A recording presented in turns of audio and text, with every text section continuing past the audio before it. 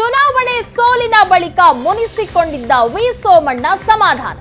ವರಿಷ್ಠರು ಕೊಟ್ಟ ಸಂದೇಶಕ್ಕೆ ಸುಮ್ಮನಾದ್ರ ಹಾಗಾದ್ರೆ ಮಾಜಿ ಸಚಿವ ಸೋಮಣ್ಣ.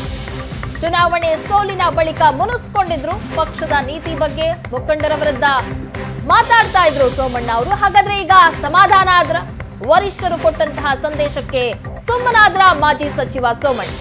ವಿ ಸೋಮಣ್ಣ ಅಂದುಕೊಂಡಂತೆ ಎಲ್ಲ ಸುಸೂತ್ರವಾಗಿ ನಡೀತಾ ಇದೆಯಾ? ಹಾಗಾದ್ರೆ ಕೇಸರಿ ಪಡಸಾಲೆಯಲ್ಲಿ ಚರ್ಚೆಗೆ ಕಾರಣವಾಗಿದ್ದ ಸೋಮಣ್ಣ ಈಗ ಸೈಲೆಂಟ್ ಆಗಿದ್ಯಾಕೆ? ವಿಧಾನಸಭೆ ಚುನಾವಣೆಯಲ್ಲಿ ಸೋತ ಬಳಿಕ ಕೆಂಡಾಮಂಡಲರಾಗಿದ್ರು ಸೋಮಣ್ಣ, ಈಗ ಸೈಲೆಂಟ್ ಆಗಿದ್ದಾರೆ.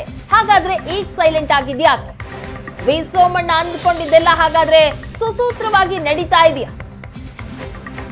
ಪಕ್ಷದ ನೀತಿ ಮತ್ತು ಮುಖಂಡರ ವಿರುದ್ಧವೇ ಕೂಗಾಡಿದ್ರು ಸೋಮಣ್ಣ, ಆದ್ರೆ ಈಗ ಸೈಲೆಂಟ್ ಆಗಿದ್ದಾರೆ. ಹಾಗಾದ್ರೆ ಈಗ ಸೈಲೆಂಟ್ ಆಗಿದ್ಯಾಕೆ ಅನ್ನೋದು ಕುತೂಹಲಕ್ಕೆ ಕಾರಣ ಆಗಿದೆ. ವಿ ಸೋಮಣ್ಣ ಅವರು ಅಂದುಕೊಂಡಿದ್ದೆಲ್ಲ ಹಾಗಾದ್ರೆ ಸುಸೂತ್ರವಾಗಿ ಆಗ್ತಾ ಇದೆಯಾ? ಅವ್ರು ಅಂದುಕೊಂಡಿದ್ದೆಲ್ಲ ಸಿಗ್ತಾ ಇದೆಯಾ ಪಕ್ಷದಲ್ಲಿ?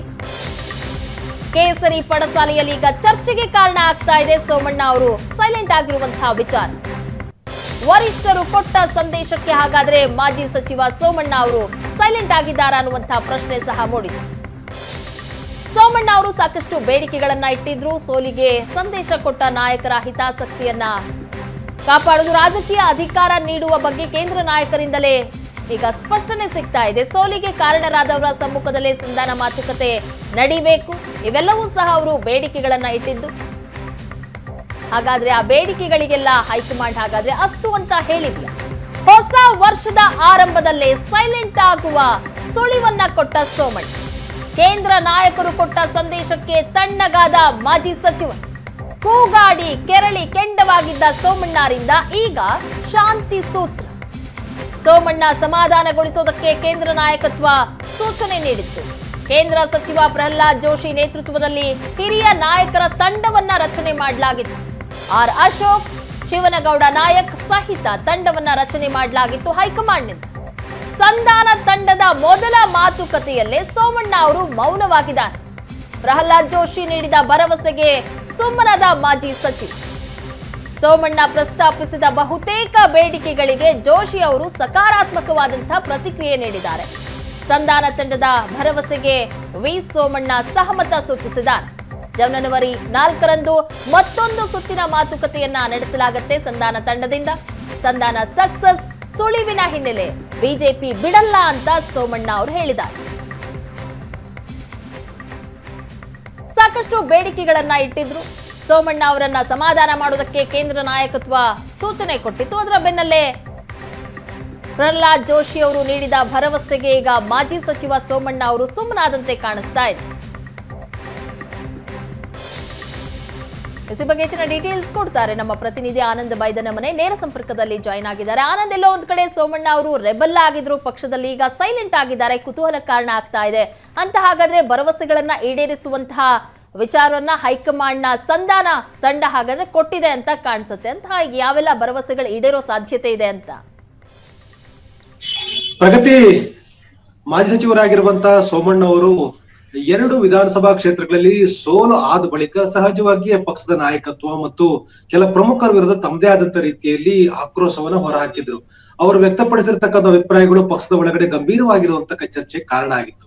ಆ ಕಾರಣಕ್ಕಾಗಿ ಸೋಮಣ್ಣ ಅವರನ್ನ ಸಮಾಧಾನ ಪಡಿಸುವಂತ ಪ್ರಕ್ರಿಯೆಗೆ ಪೂರಕವಾಗಿ ಕೇಂದ್ರ ನಾಯಕತ್ವ ಈಗಾಗಲೇ 3 ಪ್ರಭಾವಿ ನಾಯಕರು ಒಳಗೊಂಡಿರತಕ್ಕಂತ ಒಂದು ತಂಡವನ್ನು ರಚನೆ ಮಾಡಿದೆ. ಪ್ರಹ್ಲಾದ್ ಜೋಶಿ, ಆರ್ ಅಶೋಕ್ ಮತ್ತು ಶಿವನಗೌಡ ನಾಯಕ್ ಅವರು ಈ ಒಂದು ಸಮಾಧಾನ ಮಾಡತಕ್ಕಂತ ತಂಡದಲ್ಲಿ ಇದ್ದಾರೆ. ಆರಂಭಿಕವಾಗಿ ಈಗ ಪ್ರಹ್ಲಾದ್ ಜೋಶಿ ಅವರು ಒಂದು ಸುತ್ತು ವಿ ಸೋಮಣ್ಣ ಅವ್ರ ಜೊತೆ ಚರ್ಚೆ ಮಾಡಿದಂತ ಕಾರಣಕ್ಕಾಗಿ ಸೋಮಣ್ಣ ಅವರು ಈಗ ಸಮಾಧಾನಗೊಂಡಿದ್ದಾರೆ. ಹಾಗಾಗಿ ಪಕ್ಷದಲ್ಲಿ ಉಳ್ಕೊಳ್ತೀನಿ ಅಂತಕ್ಕಂಥ ಅಭಿಪ್ರಾಯವನ್ನು ಕೂಡ ಅವರು ವ್ಯಕ್ತಪಡಿಸಿದರೆ, ಯಾವುದೇ ಕಾರಣಕ್ಕೂ ನಾನು ಪಕ್ಷವನ್ನ ಬಿಡೋದಿಲ್ಲ ಅಂತಕ್ಕಂಥ ಮಾತನ್ನ ನೇರವಾಗಿ ಹೇಳುವುದರ ಮೂಲಕ ಇದುವರೆಗೆ ವ್ಯಕ್ತಪಡಿಸಿಕೊಂಡು ಬಂದಂತ ಅಸಮಾಧಾನ, ಅತೃಪ್ತಿಗಳಿಗೆ ಎಲ್ಲೋ ಒಂದ್ ಕಡೆ ಫುಲ್ ಸ್ಟಾಪ್ ಹಾಕುವ ರೀತಿಯಲ್ಲಿ ಅವರು ರಿಯಾಕ್ಟ್ ಅನ್ನು ಮಾಡಿದ್ದಾರೆ. ಇವೆಲ್ಲವನ್ನು ಕೂಡ ಗಮನಿಸ್ತಾ ಇದ್ರೆ ಅವರನ್ನ ಸಮಾಧಾನ ಪಡಿಸ್ತಕ್ಕಂಥ ಮತ್ತು ಅವರ ಬೇಡಿಕೆಗಳಿಗೆ ಪೂರಕವಾಗಿ ನಿರ್ಧಾರ ತೆಗೆದುಕೊಳ್ಳುವಂತ ಕೆಲವೊಂದಷ್ಟು ನಿರ್ಣಯಗಳು ಶೀಘ್ರದಲ್ಲಿ ಆಗತ್ತೆ ಅನ್ನುವಂತ ಸುಳಿವು ಸಿಗ್ತಾ ಇದೆ. ವಿ ಸೋಮಣ್ಣ ಅವರಿಗೆ ಮುಂಬರ್ತಕ್ಕಂಥ ಲೋಕಸಭಾ ಚುನಾವಣೆಯಲ್ಲಿ ಒಂದು ಸೂಕ್ತವಾಗಿರ್ತಕ್ಕಂಥ ಕ್ಷೇತ್ರದಲ್ಲಿ ಅವಕಾಶವನ್ನು ಕೊಡ್ತಕ್ಕಂಥದ್ದು, ಇಲ್ಲವೇ ರಾಜ್ಯಸಭಾ ಸ್ಥಾನಮಾನಗಳಲ್ಲಿ ಅವಕಾಶ ಕೊಡ್ತಕ್ಕಂಥದ್ದು, ವಿಧಾನ ಪರಿಷತ್ನಲ್ಲಿ ಅವಕಾಶಗಳನ್ನು ಕೊಡ್ತಕ್ಕಂಥ ನಿಟ್ಟಿನಲ್ಲೂ ಕೂಡ ಒಂದು ನಿರ್ಧಾರ ಮಾಡ್ತೇವೆ ಅನ್ನುವಂಥ ಸಂದೇಶ ಈಗಾಗಲೇ ಕೇಂದ್ರ ನಾಯಕರಿಂದ ಬಂದಿದೆ. ಆ ಕಾರಣಕ್ಕಾಗಿ ಸೋಮಣ್ಣ ಅವರು ತಮಗೆ ಆಗಿರ್ತಕ್ಕಂಥ ಅಸಮಾಧಾನವನ್ನು ಬದಿಗೊತ್ತಿ ಪಕ್ಷದಲ್ಲಿ ಉಳ್ಕೊಳ್ತೇವೆ ಅಂತಕ್ಕಂಥ ಮಾತನ್ನು ಕೂಡ ಹೇಳಿದ್ದಾರೆ. ಯಾವುದೇ ಕಾರಣಕ್ಕೂ ತಾವು ಕಾಂಗ್ರೆಸ್ಗೆ ಹೋಗಲ್ಲ ಅಂತಕ್ಕಂಥ ಅಭಿಪ್ರಾಯವನ್ನು ಅವರು ವ್ಯಕ್ತಪಡಿಸಿದ್ದಾರೆ.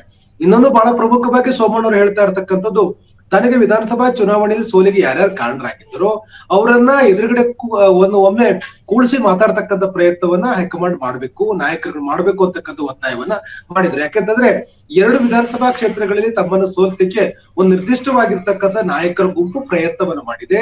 ಅದನ್ನ ಆ ಬಗ್ಗೆ ನನಗೆ ಸಮರ್ಪಕವಾಗಿರ್ತಕ್ಕಂಥ ಸಾಕ್ಷ್ಯಗಳು ಕೂಡ ಇದಾವೆ. ಹಾಗಾಗಿ ಈ ಬಗ್ಗೆ ನನಗೆ ಯಾರ್ಯಾರು ತೊಂದರೆ ಕೊಟ್ಟಿದ್ರು ಅವ್ರನ್ನ ಎದುರುಗಡೆ ಕೂಡಿಸಿ ಮಾತಾಡಿದಾಗ ಎಲ್ಲದೂ ಕೂಡ ಒಂದು ಪರಿಹಾರ ಸಿಕ್ಕತ್ತೆ. ಆ ನಿಟ್ಟಿನಲ್ಲಿ ಒಂದು ಸಂಧಾನ ತಂಡ ಈ ಪ್ರಯತ್ನ ಮಾಡ್ಬೇಕು ಅಂತಕ್ಕಂಥ ಬೇಡಿಕೆಯನ್ನು ಕೂಡ ಸೋಮಣ್ಣರು ಇಟ್ಟಿದ್ದಾರೆ. ಸೊ ಅದಕ್ಕೆ ಸಕಾರಾತ್ಮಕವಾಗಿ ಪ್ರಹ್ಲಾದ್ ಜೋಶಿ ನೇತೃತ್ವದ ಒಂದು ಸಂಧಾನ ತಂಡ ಒಂದು ಪ್ರಮುಖವಾಗಿ ನಿರ್ಧಾರ ತೆಗೆದುಕೊಳ್ಳುವ ಭರವಸೆಯನ್ನು ಕೂಡ ಸೋಮಣ್ಣರಿಗೆ ಕೊಟ್ಟಿದೆ. ಆ ಕಾರಣಕ್ಕಾಗಿ ಸೋಮಣ್ಣವರು ಈಗಾಗಿರ್ತಕ್ಕಂಥ ಎಲ್ಲ ಅಸಮಾಧಾನಗಳನ್ನ, ಅತೃಪ್ತಿಗಳನ್ನ ಬದಿಗೊತ್ತಿ ಪಕ್ಷದಲ್ಲಿ ಉಳ್ಕೊಳ್ತಕ್ಕಂಥ ನಿಟ್ಟಿನಲ್ಲಿ ಒಂದು ನಿರ್ಧಾರ ಮಾಡ್ಲಿಕ್ಕೆ ಹೊರಟಿದ್ದಾರೆ. ಆ ಕಾರಣಕ್ಕಾಗಿ ವಿ ಸೋಮಣ್ಣವರು ಸಂಧಾನ ಆಗಿದ್ದಾರೆ ಅಂತಕ್ಕಂಥ ಮಾಹಿತಿಗಳು ಸಿಗ್ತಾ ಇದೆ. ಮತ್ತು ಇದೊಂದು ಮುಖ್ಯವಾಗಿ ಸೋಮಣ್ಣವರು ಈಗ ಹೇಳ್ತಾ ಇರ್ತಕ್ಕಂಥದ್ದು, ಪ್ರಧಾನಿ ನರೇಂದ್ರ ಮೋದಿ ಅವರು ಮತ್ತೊಂದು ಬಾರಿ ಪ್ರಧಾನಿ ಆಗ್ಬೇಕು ಅಂತಕ್ಕಂಥ ಅಭಿಪ್ರಾಯವನ್ನು ಕೂಡ ವ್ಯಕ್ತಪಡಿಸಿದ್ದಾರೆ. ನಾನು ಕಾಂಗ್ರೆಸ್ಗೆ ಹೋಗ್ತೇನೆ ಅಂತಕ್ಕಂಥ ವದಂತಿ ಎಲ್ಲವೂ ಕೂಡ ಸುಳ್ಳೋದು, ಆದ್ರೆ ನಾನು ಪಕ್ಷದಲ್ಲೇ ಉಳ್ಕೊಳ್ತೇನೆ ಅಂತಕ್ಕಂಥ ಮಾತನ್ನ ಹೇಳುವುದರ ಮೂಲಕ ಇದುವರೆಗೆ ನಡೀತಾ ಇದ್ದಂತ ರಾಜಕೀಯ ಚರ್ಚೆಗಳಿಗೆ ಒಂದು ಪೂರ್ಣ ವಿರಾಮ ಹಾಕ್ತಕ್ಕಂಥ ನಿಟ್ಟಿನಲ್ಲಿ ಸೋಮಣ್ಣವರು ಪ್ರಯತ್ನ ಪಟ್ಟಿದ್ದಾರೆ. ಆ ಮೂಲಕ ಸೋಮಣ್ಣವರ ಸಮಾಧಾನ ಪಡಿಸ್ತಕ್ಕಂಥ ಒಂದು ಹಂತದ ಪ್ರಯತ್ನ ಸಕಾರಾತ್ಮಕವಾಗಿರ್ತಕ್ಕಂಥ ಒಂದು ಪರಿಣಾಮಗಳನ್ನು ಉಂಟು ಮಾಡ್ತಾ ಇದೆ ಅಂತಕ್ಕಂಥ ಚರ್ಚೆಗಳು ಈ ಪಕ್ಷದಲ್ಲಿ ಶುರುವಾಗಿದೆ. ಆನಂದ್, ಈಗೊಂದು 50% ಸಮಾಧಾನ ಆಗಿದ್ದಾರೆ ಅಂತ ಅಂದ್ಕೊಳ್ಬಹುದು. ಯಾಕಂದ್ರೆ ಜನವರಿ 4ರಂದು ಮತ್ತೊಂದು ಸುತ್ತಿನ ಸಂಧಾನ ಸಭೆ ಇರೋದ್ರಿಂದಾಗಿ ಈಗ ಕಂಪ್ಲೀಟ್ ಆಗಿ ಸಮಾಧಾನ ಆಗಿಲ್ಲ. ಒಂದು ಸಭೆ ಮೇಲೆ ಈಗ ಕುತೂಹಲ ಹೆಚ್ಚಾಗ್ತಾ ಇದೆ. ವಿ ಸೋಮಣ್ಣವನ್ನ ಸಮಾಧಾನ ಪಡಿಸುವಂತ ಈ ಪ್ರಯತ್ನ ಭಾಗವಾಗಿ ಪ್ರಹ್ಲಾದ್ ಜೋಶಿ ಅವರು ಒಂದು ಸುತ್ತು ಸೋಮಣ್ಣರ ಚರ್ಚೆಯನ್ನ ಮಾಡಿದ್ದಾರೆ. ಪ್ರಹ್ಲಾದ್ ಜೋಶಿ ಅವರು ಕೊಟ್ಟಿರ್ತಕ್ಕಂಥ ಭರವಸೆಗಳಿಗೆ, ಅವರು ಆಡಿರ್ತಕ್ಕಂಥ ಮಾತುಗಳಿಗೆ ಸೋಮಣ್ಣವರು ಸಮಾಧಾನ ಆಗಿದ್ದಾರೆ. ಇದರ ಬೆನ್ನಲ್ಲೇ ಕರ್ನಾಟಕದಲ್ಲಿ ಪ್ರತಿಪಕ್ಷ ನಾಯಕರಾಗಿರುವಂತಹ ಅಶೋಕ್ ಅವ್ರ ಜೊತೆನೂ ಕೂಡ ಒಂದು ಸುತ್ತಿನ ಮಾತುಕತೆ ಮಾಡಬೇಕು ಅಂತಕ್ಕಂಥ ನಿರ್ಧಾರ ಆಗಿದೆ.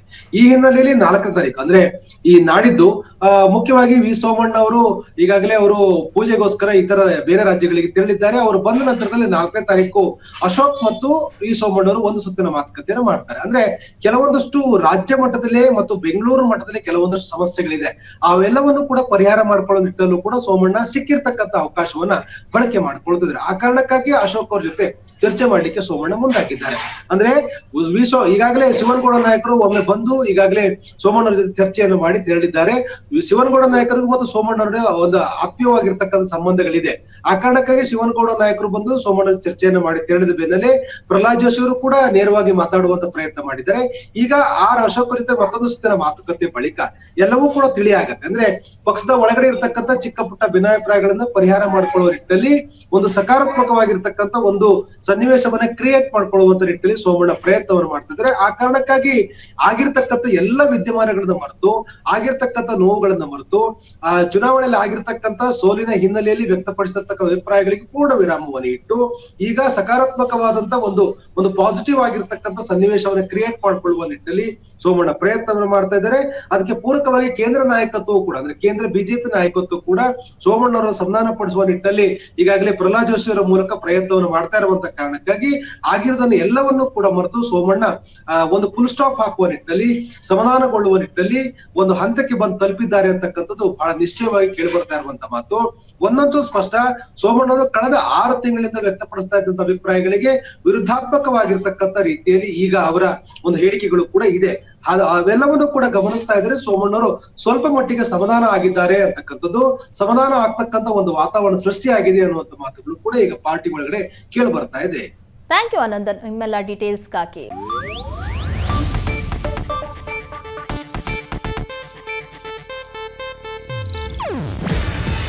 ಇದು ಏಷ್ಯಾನೆಟ್ ನ್ಯೂಸ್ ನೆಟ್ವರ್ಕ್ ಪ್ರಸ್ತುತಿ. ನೀವು ನೋಡ್ತಿದ್ದೀರಾ ಏಷ್ಯಾನೆಟ್ ಸುವರ್ಣ ನ್ಯೂಸ್.